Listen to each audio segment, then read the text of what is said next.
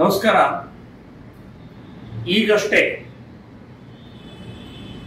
ಎರಡನೆಯ ಪಟ್ಟಿ ಬಿಜೆಪಿದು ಪ್ರಕಟ ಆಗಿದೆ. ಅದರಲ್ಲಿ ಉಳಿದವರ ಬಗ್ಗೆ ಮಾತನಾಡುವಂತಹದ್ದು ನನಗೇನು ವಿಶೇಷ ಅನ್ಸೋಲ್ಲ. ಆದರೆ ಮೈಸೂರು ಕೊಡಗು ಕ್ಷೇತ್ರದ 2 ಬಾರಿ ಗೆದ್ದಂಥ ಒಬ್ಬ ಅತ್ಯಂತ ಅರ್ಹ, ಯೋಗ್ಯ, ಸಕ್ರಿಯ, ಪ್ರಾಮಾಣಿಕ, ಹಿಂದುತ್ವವಾದಿ ಆದಂಥ ಸನ್ಮಾನ್ಯ ಶ್ರೀ ಪ್ರತಾಪ್ ಸಿಂಹ ಅವರ ಟಿಕೆಟ್ ಅನ್ನ ಕೊಡದೇ ಇರೋದು ಅಕ್ಷಮ್ಯ ಅಪರಾಧವನ್ನು ಮಾಡಿದ್ದಾರೆ. ಅದು ರಾಜ್ಯ ಮಟ್ಟದವರು, ರಾಷ್ಟ್ರ ಮಟ್ಟದವರು ಯಾರದನ್ನು ತಪ್ಪಿಸಿದರೆ ಬಹಳ ದೊಡ್ಡ ತಪ್ಪನ್ನ ಎಸಗಿದಿರಿ.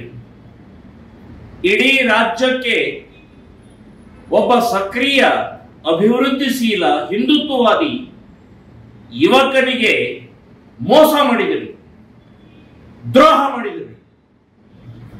ಸೊ ನಿಮಗೆ ಕರ್ನಾಟಕದ ಜನ ನಿಮಗೆ ಕ್ಷಮಿಸಲ್ಲ ಅಂತನ್ನುವಂಥದ್ದು ಹೇಳ್ತೀನಿ.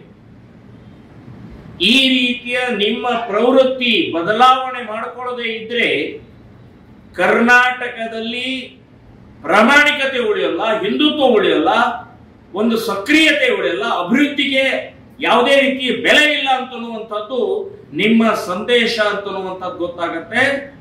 ಇದಕ್ಕೆ ಜನ ಸ್ಪಂದಿಸೋಲ್ಲ ಮತ್ತು ಕ್ಷಮೆ ಮಾಡೋಲ್ಲ ಅಂತನ್ನುವಂಥದ್ದು ಹೇಳ್ತೀನಿ. ಇದನ್ನ ನೀವು ಯಾವ ರೀತಿ ತಗೊಳ್ತೀರಿ, ಅಥವಾ ಕರ್ನಾಟಕದ ಹಿಂದೂವಾದಿಗಳು, ಸಕ್ರಿಯ ಇರುವಂತಹ ರಾಜಕಾರಣದಲ್ಲಿರುವಂತಹ ಸಾಮಾಜಿಕ ನಮ್ಮೆಲ್ಲ ಕಾರ್ಯಕರ್ತರು ಬಹಳ ದೊಡ್ಡ ಪ್ರಮಾಣದಲ್ಲಿ ಆಕ್ರೋಶ ವ್ಯಕ್ತಪಡಿಸ್ತಾರೆ. ಇದು ಯಾವ ರೀತಿಯ ಉಲ್ಟಾ ಆಗುತ್ತೋ ಅಥವಾ ಇನ್ನೇನಾಗುತ್ತೋ ಗೊತ್ತಿಲ್ಲ. ಇದು ಅತ್ಯಂತ ಅಕ್ಷಮ್ಯ ಅಪರಾಧ. ಪ್ರತಾಪ್ ಸಿಂಹ ಅವರು ಮಾಡಿದ್ದು ನೀವು ಕೊಡದೇ ಇರೋದಕ್ಕೆ ಒಂದು ಕಾರಣ ಹೇಳಿ, ಒಂದು ಕಾರಣ. ಸೊ ನೀವು ದ್ರೋಹ ಮಾಡಿದಿರಿ ಅಂತನ್ನುವಂಥದ್ದು ಈ ಸಂದರ್ಭದಲ್ಲಿ ಹೇಳಲೇಬೇಕು. ನನ್ನ ಆಕ್ರೋಶ ಕೂಡ ಇದೆ. ನನ್ನ ಹಿಂದೆ ಇರುವಂತ ಲಕ್ಷಾಂತರ ಕಾರ್ಯಕರ್ತರು ಆಕ್ರೋಶ ಇದೆ ಅಂತನ್ನುವಂಥದ್ದು ಸ್ಪಷ್ಟವಾಗಿ ನಾನು ಹೇಳ್ತೇನೆ.